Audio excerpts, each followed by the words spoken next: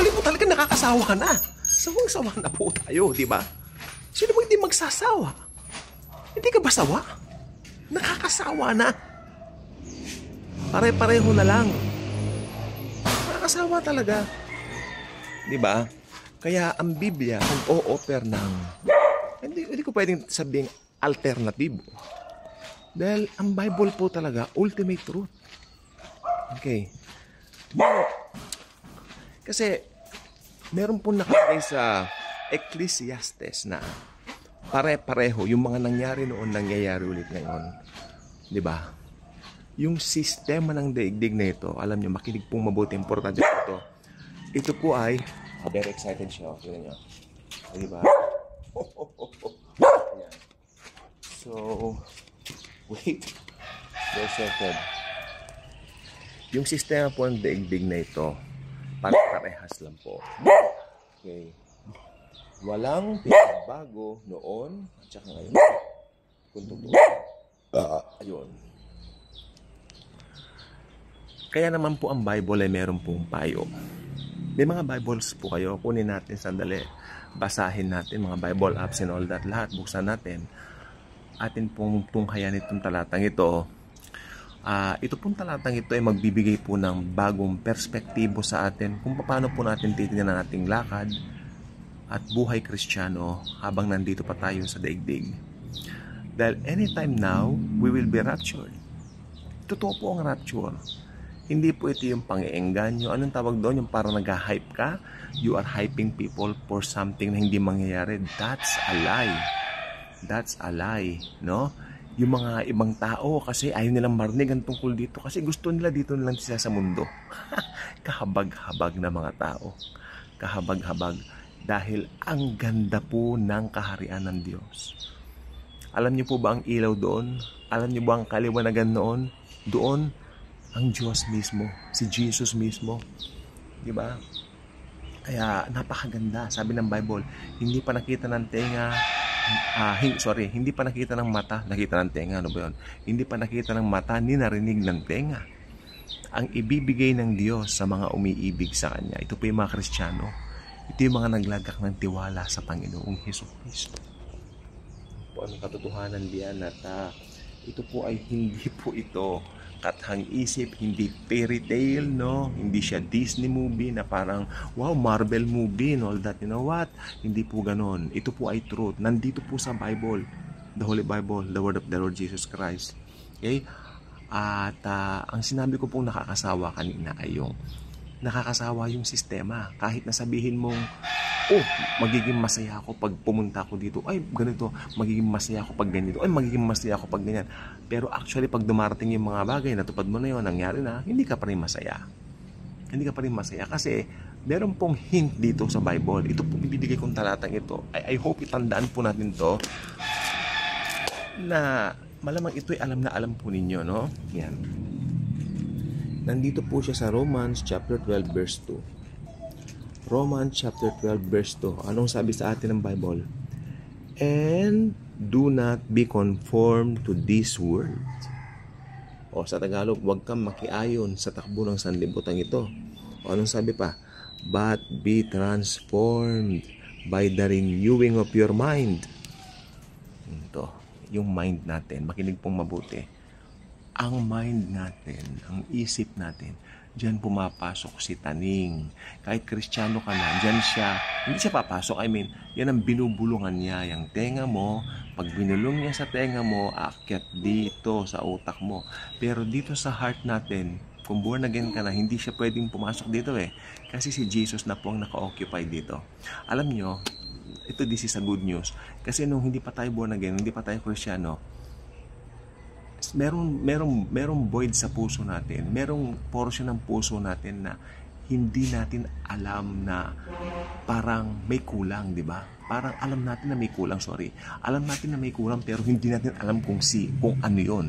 Or should I say kung sino 'yon. Sabi ng iba, love life daw, sabi ng pero hindi. Merong something sa tao, kapapanganak pa lang ng tao, may something sa kanya na kulang. Ito ay ang Panginoong Hesukristo. Si Jesus lang makaka-fill nung kulang na yon.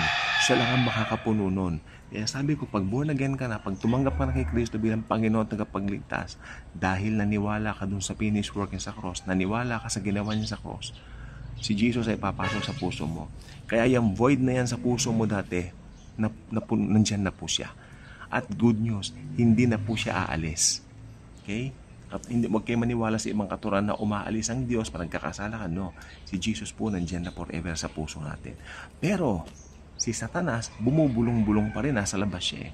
Kasi si Satanas nag-o-operates from the outside.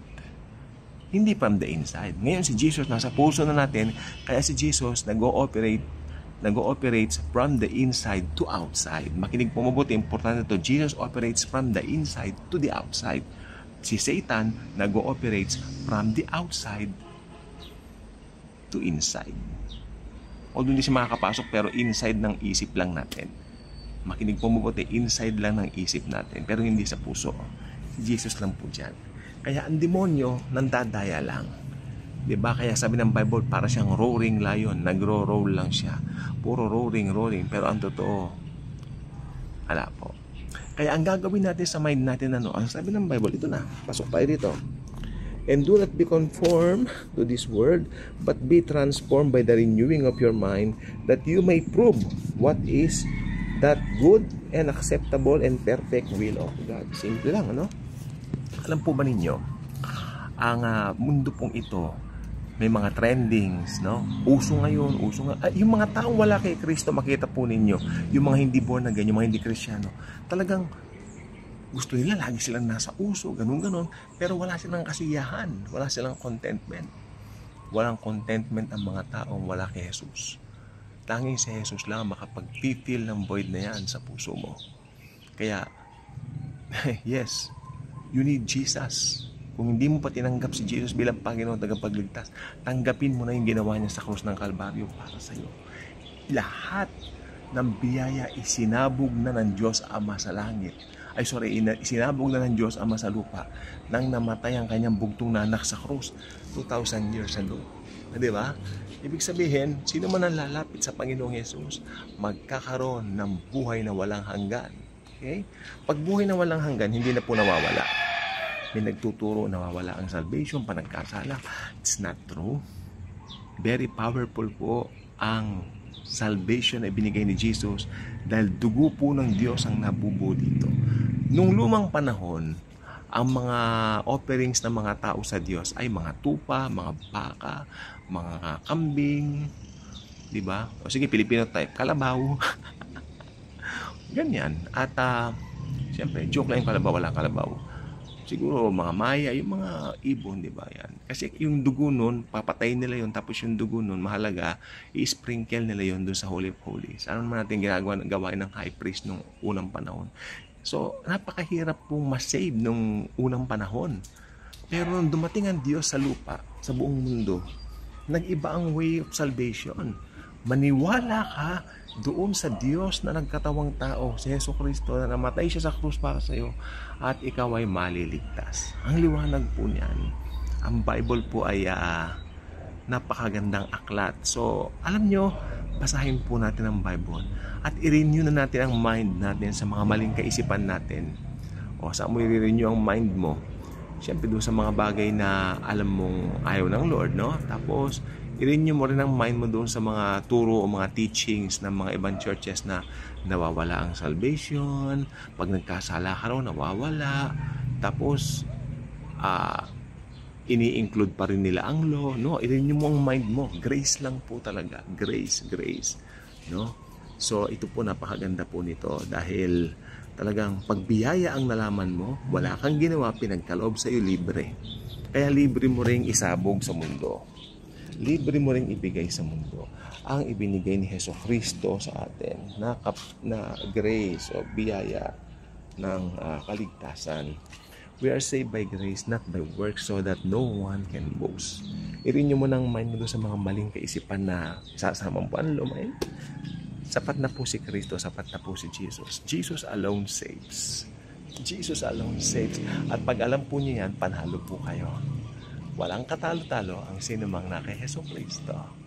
Okay? So thank you po sa panonood niyo. God bless you.